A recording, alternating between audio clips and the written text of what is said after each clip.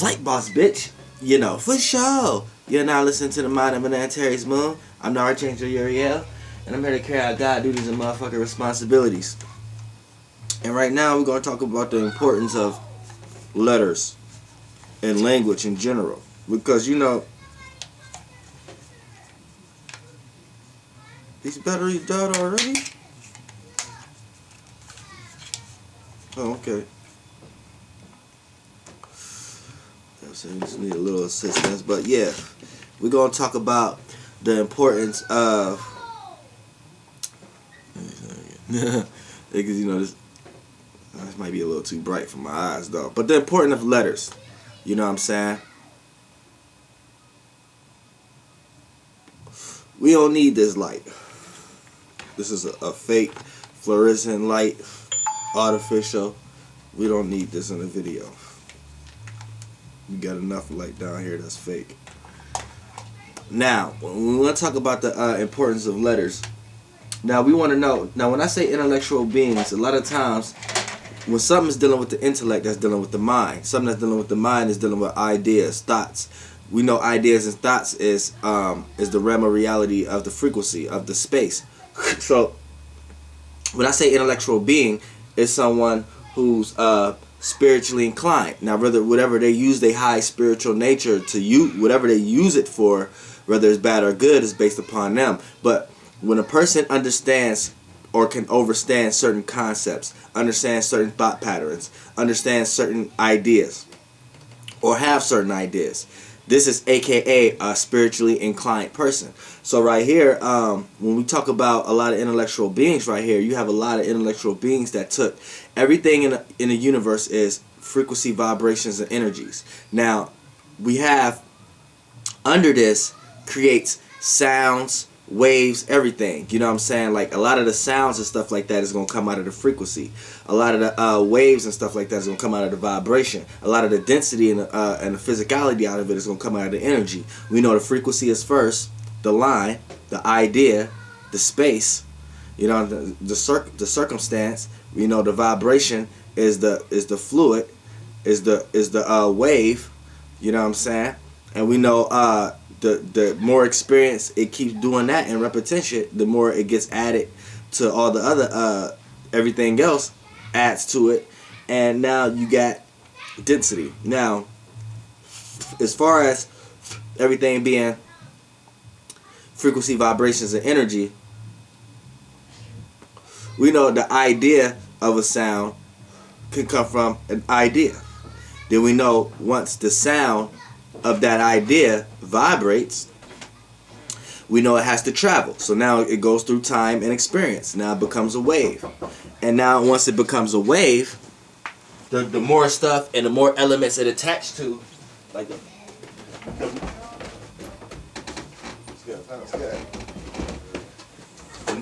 the more shit it attached to, the more it can well itself into density of whatever that idea was at. So whatever it looked like and it appears and how it appears to be, that's the idea of it. You know what I'm saying? And whatever it made you feel, that was the vibration of it. And then how it affects you, that's the energy of it. So when we want to talk about letters, you got certain intellectual beings who came here and utilized certain frequency, vibration, energies, which is the first thing that comes out of it is like sound. You know what I'm saying? And sound travels. Once it's a sound is a lower vibration of the frequency. Then once it travels, it's the lower vibration of the vibration. Then once it gets to somewhere into density, now it has an energy. That's why that's why everything was created with the word. This is why your words are very real. You know what I'm saying? This is why it's real. See, this is what my channel is about. I explain why things the way they are. I'm not sitting here and trying to have a dialogue of something. And I already know what the fuck it is. I'm here to tell you why it's that way in the first place. So we're not going to have a dialogue on what's the third eye. We're going to have a dialogue on what the fuck is the third eye here for in the first fucking place and where it came from and all that shit. That's what my channel is so fucking about. So, you know, once we get to we know And once we got sounds, when you say a word, it's already in a sound. So we already low vibrational beings by being in a human body. You know what I'm saying? So you're already vibrating at a low frequency. So what happens here is when you say something, you give other people ideas of what you just said. It has no choice. It affects them in a certain way, which is the fluid realm, their vibration. They got to see if they resonate or they vibe with what you're saying. And then it's up to them whether they express it or not. And that's the energy that it's going to carry, whether they choose to express it or not. So we can get into words, languages, and things, how they're being used in general. Like we can go to each zodiac sign. Like A. Like, okay, the frequency vibration of A. And all the words that start with A is gonna carry a certain essence or a certain energy from A. You know what I'm saying? So when you look at Aries, when you look at Aquarius, a lot of things they're gonna share in common is a lot of energy frequencies that come from the vibration of A.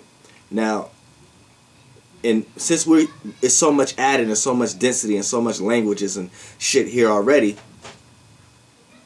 then you have to decipher it from a pretense level. So for an example, Aquarius, Aries, a lot of them could be arrogant. A lot of them could be arrogant. A lot of them could be assholes. A lot of them could be assertive. You know what I'm saying? A lot of them could be air-like. You know what I'm saying? So a lot of times, Aries is like the thinker of the fires. You know what I'm saying? And Aquarius is already air-like. You know what I'm saying? They enjoy the area, so they like to go out in their area. Aries and Aquariuses. So whether they're outgoing type people or like to just be out in their area and go through different streets and streets that other people don't like to go on and stuff like that. They're adventurous. You know what I'm saying? Athletic. You know what I'm saying? Abstract. And you could go on and go on and go on. You know what I'm saying? Then you want to go, who's another one? Cancers and Capricorn. Now these is opposites, but this is what they do share. They share care. They may just care in different ways. You know what I'm saying? Capricorn may care on a more realistic level. Cancers may care on a more emotional level. They care. They like cooperation. They like construction. And when I say construction, not like construction work, but construction in relationships. Relationships with some kind of structure in it. You know what I'm saying? You know what I'm saying? They may both deal with confident issues at times. You know what I'm saying? And it can go down and down the line. You know what I'm saying? They're charismatic. They got charisma. You know? A lot of times they can be cold-hearted, curious. You know what I'm saying? You know? But it goes on and on. And then, you can kind of do this with everything. Sagittarius, Scorpios. They can be secretive, sarcastic. You know what I'm saying? Into sorcery. You know what I'm saying? Never satisfied. Never being satisfied. You know? Snake-like. You know what I'm saying? Could carry a lot of serpent-type energy. You know what I'm saying? They can sense things. They got sight where others may not have sight. You know what I'm saying? Things of that nature. Like everybody has their own, you know what I'm saying, Libras, Leos. You know what I'm saying? Libras and Leos, they may lie a lot sometimes. You have those that lie. They love to love. They like to be in love. They like being liked. You know what I'm saying? They like the concept of love. You know what I'm saying? They could be lazy at times. They could feel like they lack something at times. You know? They like to come up with their own lingo. Leos and Libras. You know what I'm saying? A lot of times they like to deal with law type things. So even if they're not into law themselves, they like things to go about in a law type fashion, like fair. You know what I'm saying? And then you just go down the line. You got Tauruses. They're tolerable. You know what I'm saying? They can tolerate something longer than others. You know what I'm saying? They like a toll. They can pay the toll. A lot of them could be treacherous. They look at their possessions like treasures. So you know what I'm saying? You already getting the concept. So it just could be, it could go on and on and on and on. But you're gonna carry some of those characteristics and those energies that you carry just by the sake of the letters and the names that you carry. Just what makes you different. Like you could be like, that's what makes the both earth signs different. You got mutable, fixed, and cardinal. Then what makes them different is the names. That's actually, you got Taurus, Capricorn, Virgo. The names of them, this is what makes them different. The energies that they carry. So every sign is different. You know what I'm saying? Yo. So when you want to actually think about energies, you can just like look at your name and all kind of shit. Like my sun sign actions, what you see from me is Aries, but Aries is being backed by Draco energy because of the degree it falls on. So it's in the Draco constellation. Now, my name is Dolo. So you know what Dolo means, being by itself. The self, the dragon with wings. You know what I'm saying? Then, if we want to go to my government name, what was given to me, since I came down here in that energy, they had no choice but to name me D names. So my first and my last name start with D. You know what I'm saying? And my first name is D-Ant, and my last name is Davis. Now, and then my moon sign is Antares. So my real government name is D. Anthony. So that's like the Antares. Just like my daughter. My daughter is Medusa. She landed on 25 degrees Taurus. So my daughter's name is Marissa. Now this before I even knew she was Algol. She's actually she's the fixed star Algol, but Algol is the fixed star in the head of the Medusa. So a lot of times, my daughter, her name is Marissa. She's a Capricorn moon. Mars is exalted in Capricorn. You know what I'm saying? And it falls in Taurus, and then she's a Medusa. Well, she's an Algol sun. So it's like I had no choice but to name her Marissa, or something that had to do with Medusa, like we'll start with the imp. You know what I'm saying? It's like, and I didn't even know what it was when she was born until I looked into it. I was like, oh damn. So you know what I'm saying? Be having a hard time keeping her hair done, finding people who get her hair. You know, that's another story. But other stuff like just things like that is tied to your name. You know what I'm saying? That's why a lot of rappers or musicians or artists, the name that they even come up with kind of stems from their government name or stems from a name that they resonate with. Now you could be born into a family that's not really your family, so you just got drugged here through the bloodline, and they can name you a name that you don't resonate with. So as you get older, that's a name you don't like going by. That's how it play out. So it's almost like you have a lot of people who say like who may just change their name when they get older, or come up with an alias that they want everybody to call them and things of that nature. You know what I'm saying? And play out and things like that. Because that actual name that's tied to you may have put your spirit and soul in a lot of situations that's not really what's supposed to be for you, and your spirit knows that. So subconsciously you start having ideas to want to be called something else. You know what I'm saying? To be more in your aligned nature, because you've been forced to be aligned in a lot of circumstances and situations due to the fact of how you was raised or who raised you and things of that nature.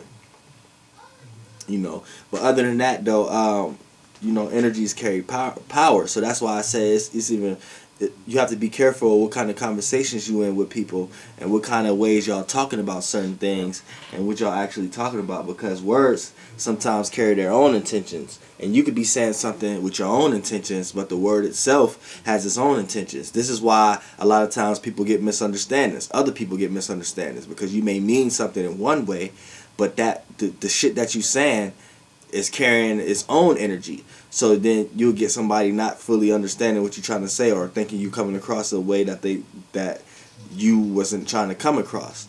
And that's why they say this is the falling short of language, and it's important to know what words you use in certain languages and stuff like that. In certain languages, and like the English language, certain words was put together for certain reasons. You know what I'm saying? You have to know that.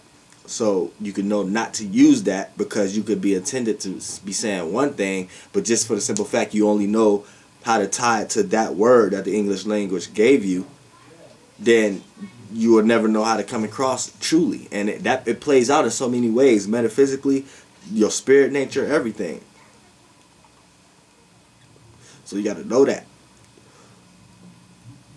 Just like saying the word gotta. You know what I'm saying? You don't really gotta do anything. That was just the only word I can use in the energy that is carrying, in order for you to know you have to lock something in your mind in order to get an understanding from it. So it's like I'm using sorcery. I cast a spell, basically. Spelling. That's casting a spell.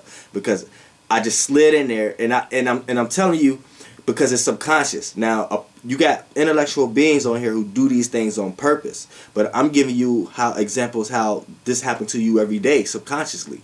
I subconsciously, because I didn't even have no intentions behind the word gotta, but gotta got its own intentions behind it. So I'm telling you some information that you should lock in your brain. I subconsciously use the word gotta. So you're not even thinking about it like that. But see, by me being enlightened spiritually, I'm here and able to explain to you how you may come across these certain type situations every day. You know what I'm saying? It's deep with this metaphysics shit. So look, I just cast a spell. Because you got to spell gotta. It's G-O-T-T-A or G-O-T-A, or however you want to spell it. Now, the G itself, geometrics, God, that carry a lot of influence right there. So anything the letter G is attached to is going to carry a powerful essence to it already. Now when I'm saying you gotta, and then I'm giving you a circumstance of what you gotta do, I just cast a spell. So now you got a spell feeling like you have to do something. So rather the better a person know how to tell you something or cast a spell on you, the better the spell will work. In my case, I'm giving you a healthy spell. You're going to be in something, period. But this is a healthy spell. Because you got to lock this in for you to be enlightened. So you don't have to think that way towards me. But I'm saying when you're going to be around your peers and you're around your family and your parents and stuff like that, I'm giving you warning right now. You don't got to do anything. But that word itself, someone could be casting a spell on you. And if they're not consciously aware, they're being used by a vessel that's consciously aware. And it's going to be saying, you ever was around somebody, right? And they may have said a word that they didn't mean to say, or this may have happened to you, and like something just happened, a word to say it, or like you wanted to listen to a song, and as soon as you clicked on it, something happened with the radio station for you to miss your favorite part or something like that. That's intellectual beings. You know what I'm saying? So if it's a person who don't know thyself, it's going to be vessels. It's going to be beings using that person as a vessel to say certain things against you. Now, if you're not consciously aware, this don't count for you. You just going with the flow like everybody else. But if you watching my videos, then you somewhat consciously aware. So you're going to get attacked, because now that the universe know you consciously aware, it wants to see how you can go, how much you can lighten your load. And the fight ain't going to be easy, but just the simple fact that you're willing to fight, that is going to take you there.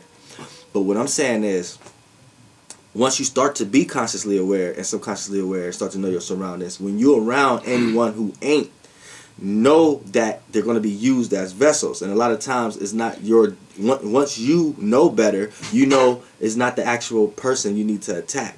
It may be the energy that they're carrying, or whatever intellectual being is using that person as a vessel. You know what I'm saying? So a lot of times you could be, if you consciously aware, you could be around certain people, around certain things that, like, you may just have a good conversation, they may just cut you off. Or they may just something like to stop you from getting to the thought, stop you from interacting with that spirit, to stop you from, once you have a thought and it's a good thought, you get a good emotion and feeling behind it, right? But that'll stop that. If you get interrupted, you can't think about that no more, because now you're thinking about, damn, I just got interrupted, or damn, now I got to switch the conversation. Now you're lowering to density, attacking other spiritual beings and shit that you didn't even have to go through if you knew that self. You see what I'm saying? So It could be certain words, like, and then if a person that don't know thyself around you and you know thyself and they tell you you gotta do something, take that into mind. They may not be knowing why they say it gotta, but it might be an intellectual being using them as a vessel that made them say that. So now it got you thinking like you had to do something or you got to do something, and make sure you understand what program they got you in or what you feeling like you have to do, because you really don't have to do anything. You know what I'm saying? That even goes back to jobs, everything, like, you know what I'm saying?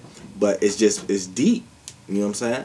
Now, when it comes to, now, like I said, that word gotta, and I'm just using that, every word has its own intellectual property, but the word gotta itself has its own intellectual property. So by me not even being caring about using it, and then I just used it subconsciously, it still cast its own spell.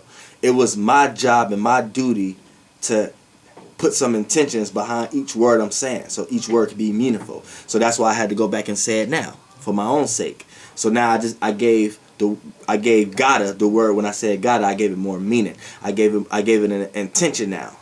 Now y'all know the intentions of gotta is in a positive mode, because I'm explaining it to y'all now. So now when y'all, whatever I'm telling y'all that y'all gotta lock in, y'all know it's positive and it's not being controlled by any other intellectual being, because I subconsciously caught myself. You know what I'm saying?